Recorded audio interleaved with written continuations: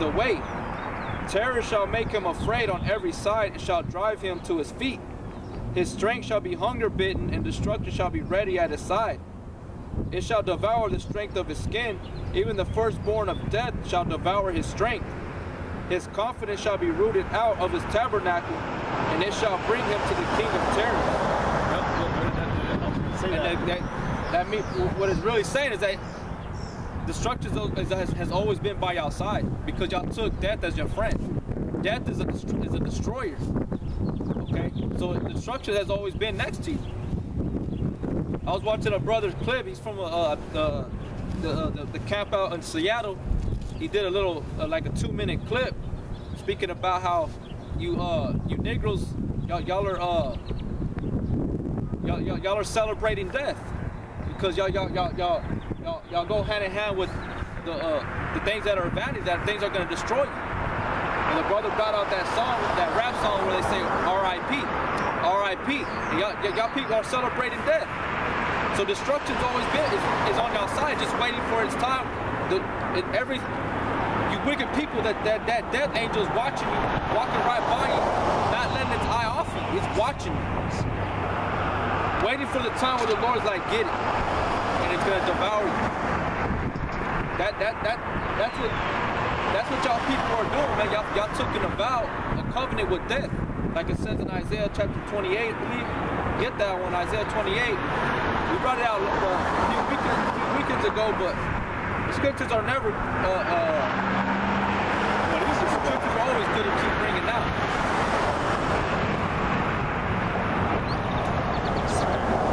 This is Isaiah 28 and 14. It says, wherefore hear the word of the Lord, ye skillful men, that rule this people which is in Jerusalem. Because you have said, we have made a covenant with death, and with hell are we at agreement. All right, so y'all have made a covenant with death, man. Y'all giving yourselves over to the things that the Most High told you not to do, and you're giving yourself over to your oppressor, and made a covenant with them. It tells you that an example of it was in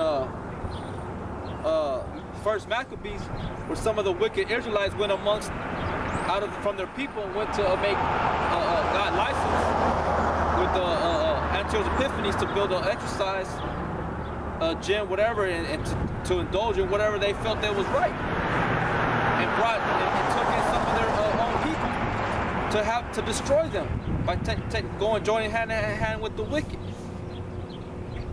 So that's how the Most High, he's on you, man. He's not gonna.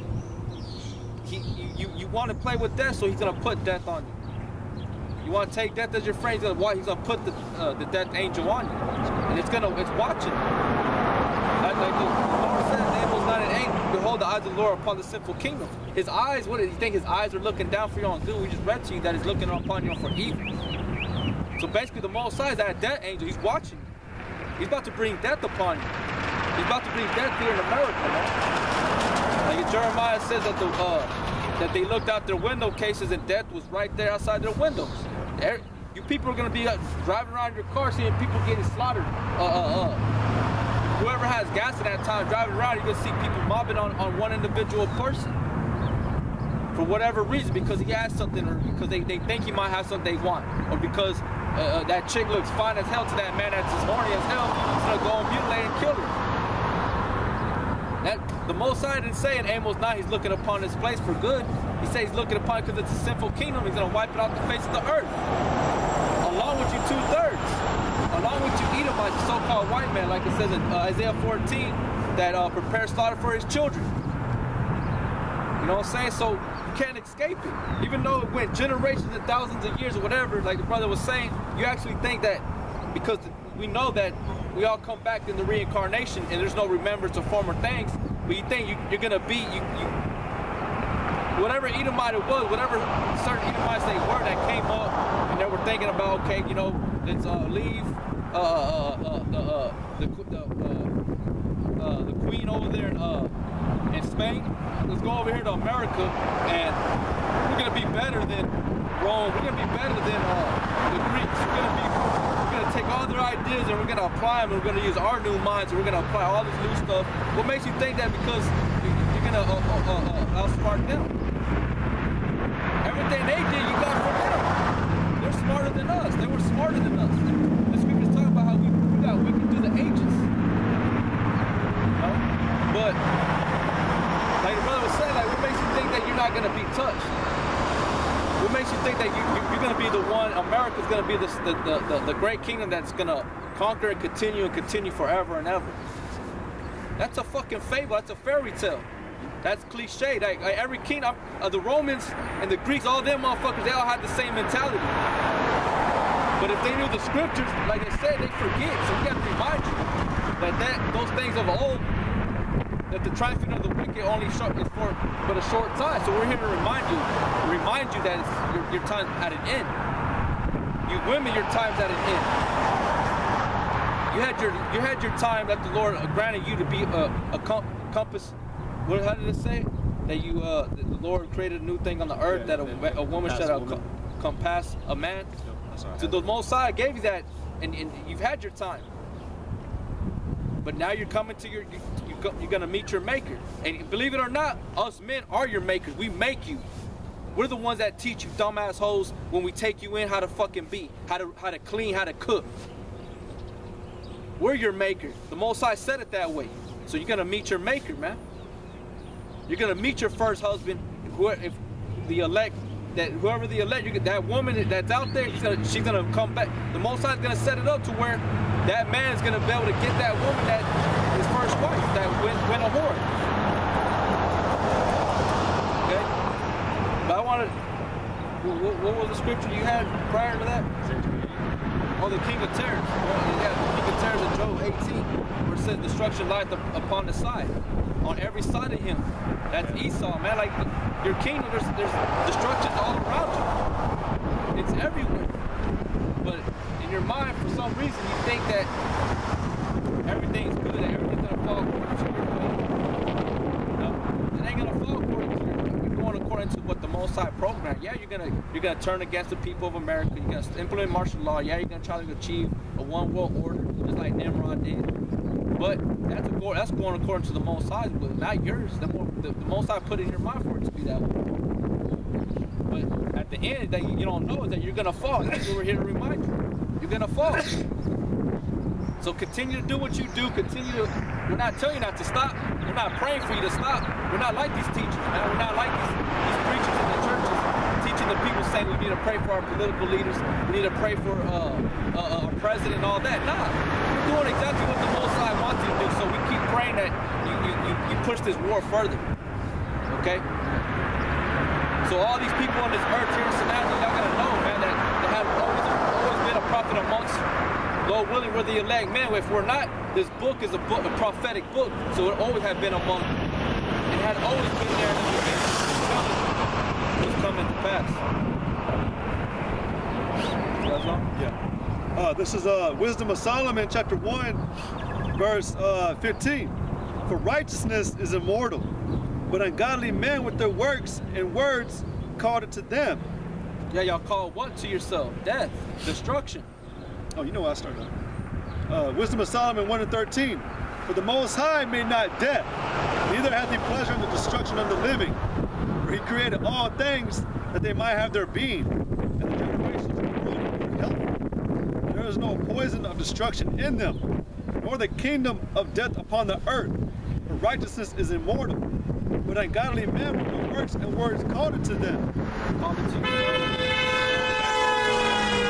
Going back to the time that you fucking Edomites, y'all gonna die, man. Like, going back to the time of, what was it? Is it Noah? Yeah, the time of Noah. Sodom and Gomorrah, man, y'all called it to yourself. Or the time of Noah. Like, upon the earth where the wicked imaginations, the Most High looked down upon the renowned men. All right, the renowned men who are Israelites. Okay? And they took in the daughters of men, which are the other women of the other nations. And it was nothing continuously but wicked thoughts, man, wicked actions. So the Most High was displeased with that, man. And they grieved that he created man on the earth. And then he found grace. Only one man found grace in the Most High's eye, which was Noah. and he's the one that comforted his family into putting and making them believe that this flood, this great destruction was about to come, while everybody else did what the fuck they want, walked whatever they did, ate whatever they did, whatever. And look what happened. Destruction was brought to them. Okay? So from the beginning, it had always been there. And y'all called it to yourself, didn't But ungodly men with the words called it to them. But when they thought to have it their friend, they consumed to naught. Y'all came to be nothing. Y'all were brought to that dishonorable death by your maker. Why you want to be destroyed by the one? Like what is that saying? Don't bite the hand that feeds you, man. Because what's gonna happen? They're gonna let you go. They're gonna not be there for you no more. Eventually, you're gonna end up dying. Going back to those two sons, the one son that was like, "Give me my inheritance," you know, give me my inheritance now, and he went and did everything he wanted. You know, he could have died. He was at the brink of death, but he realized at that moment, man, I need to go back to my father's house. I need to get my shit together. I need to get right, because if not, I'm gonna die. Nobody's there with me. All these so-called friends, all these so-called women, whatever he was indulging in, where were they at when he fell out of low estate? They all went their own way. They didn't give a fuck about him. But that all represented Israel, but I'm taking that a level, you know, as an individual. That it's just like here today, like people don't want to be around somebody that's down, that don't got nothing going on, that ain't all uppity, you know, making other people laugh, happy, and all this bullshit. People don't want to be around people like that. They want to be around people that got things going on for their life. They got things showing that they got things going on in their life. They got these items, they got these clothes, they got whatever it is. But what happens when all that goes? Those people that you thought you were friends, they're fucking not even there. They don't even want to be around you. You know, and that's what Esau, you're deceived, man. All these other nations are mad at you. Right now, they're all being cool with you, like, damn, America's badass, man. They do this, that, and they kick ass. But they're getting to the point where they're looking at him like, man, this dude's whack, this dude's weak, he ain't got shit. And now they're gonna turn their back and they deceive you. They're gonna destroy you, man. It says, when they thought to have it their friend, they consumed the knot and made a covenant with it, because they are worthy to take part with it. Y'all are worthy to take part with that. Y'all ain't worthy to take the blessings of the Heavenly Father, the covenant, his life. Y'all ain't worthy. But some of you are gonna try to escape the hand of the Most High and try to slip yourself in. And the Most High already got you unlocked. He already got you marked. And brothers got you marked. That's why the scriptures tell us that we need to mark those that cause divisions. We need to mark those that are not sighing and crying. Okay? We got to have an eye of a discernment to know who the ones that are being real or not. This is Genesis 4, and let's start at verse 5. It says, but unto Cain and to his offering he had not respect, and Cain was very wroth, and his countenance fell. And the Lord said unto Cain, why art thou wroth, and why is thy countenance fallen? If thou doest well, shalt thou not be accepted? And if thou doest not well, sin lieth at the door. Right, sin lieth at his door, man. Death is laying right there, because what is the wages of sin? Is death. Okay? And the beautiful thing about the Most High is that he only gave grace to the Israelite, to the elect, that they're gonna fail, but they're gonna continue to repent and get right. The Most High, the rest of you, y'all are out of luck. You know, the Most High don't want to deal with you no more. The Most High already knows that you're just gonna keep fucking up, and you're not gonna get no better. You're gonna continue to be a harlot. It's like a fucking woman. A man can take in a woman, and she fucks up one. He takes her in, and again, and he takes her back again, and again. When's enough? And that's the scary thing about the Most High too. He'll cut you off from the fucking first, that one time, man. If you're not the elect, there's no grace for you. You know, and that's how the Most High is trying to build us men. we're supposed to have mercy. At the same time, man, we have to have the ability of discernment and know who deserves mercy and not mercy. But are we the ones to say that? No, because the Most High is the ultimate judge. But, you know, read that part again where he says, "Sin lieth at his door." It says, and if thou doest not well, sin lieth at the door. If we don't do well, sin lieth at the door. Like the scripture says, sin is death. So all he had Esau, Cain hasn't received his proper judgment. So death is still waiting for him. Can you imagine how hungry death is waiting for that? Waiting for that individual, the nation of Esau. How hungry death is. Oh, whoa, hey, there's one. Hold on, It you know, for all these years, all these, you know, millennia passing, man, you know, it's wanting it. But the Most High is holding it back like, nah, wait. Yeah, this is Isaiah 14:9. It says, hell from beneath is moved for thee, to meet thee at thy coming. Yeah, to meet thee at thy coming. It stirred up the dead for thee, even all the chief ones of the earth. And it raised up from their thrones all the kings of the nations. And they shall speak and say unto thee, art thou also become weak as we? Right, even the nations are gonna be like, damn, see, you became weak as us. And hell's waiting for you, man. Death, that's what death is. That's what hell is, death. Ain't no fucking place in the mythical doctrine talking about you're gonna go in the middle of the earth or whatever, and you're gonna be demons and you're gonna be tormented forever and ever. Nah, I ain't talking about that. Hell is death. You're gonna die. Your body's gonna go back into the earth, get devoured by the worms and all the parasites, whatever, and your spirit's gonna go straight back to the Father, and it's gonna get judged.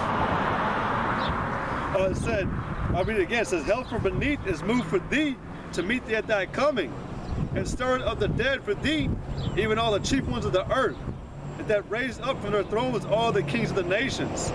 And they shall speak and say unto thee, art thou also become weak as we? Art thou also become like unto us? Right. So you're gonna find out that you were always just a man. You were no better. You just had your own pride, level of pride, your own imagination of how your outcome was gonna be. But at the end, is what we call, you know, shattered dreams. Your dreams are gonna come they're gonna be shattered, and you're gonna meet your Maker, man. Which is, he's not gonna meet you as a man. He's gonna come as an angelic force. I'm gonna jump down to verse 15. It says, yet thou shalt be brought down to hell, to the sides of the pit. They that see thee shall narrowly look upon thee and consider thee, saying, is this the man that made the earth tremble, and did shake kingdoms, and made the world as a wilderness, and destroyed the cities thereof, that opened not the house of his prisoners? And we're gonna look at, you know, that this was the man. This was that man. You know, all along he was just a man, just a puny, wrinkled up elite motherfucker sitting in his house in a fucking whatever kind of suit. You know what I'm saying? Those suits that they fucking are so expensive. I mean, fuck all that bullshit. That shit ain't gonna save you. All the kings of the nations, even all of them, lie in glory, every one in his own house. But thou art cast out of thy grave, like an abominable branch. You ain't gonna have an honorable death, man. You're gonna be fucking trampled on, and the scriptures tell you that you're gonna be trampled on. And as the raiment of those that are slain, thrust through with a sword that go down to the stones of the pit, as a carcass trodden under feet. Thou should not be joined with them in burial,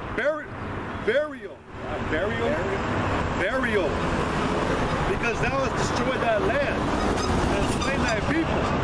The seed of evildoers shall never be renowned.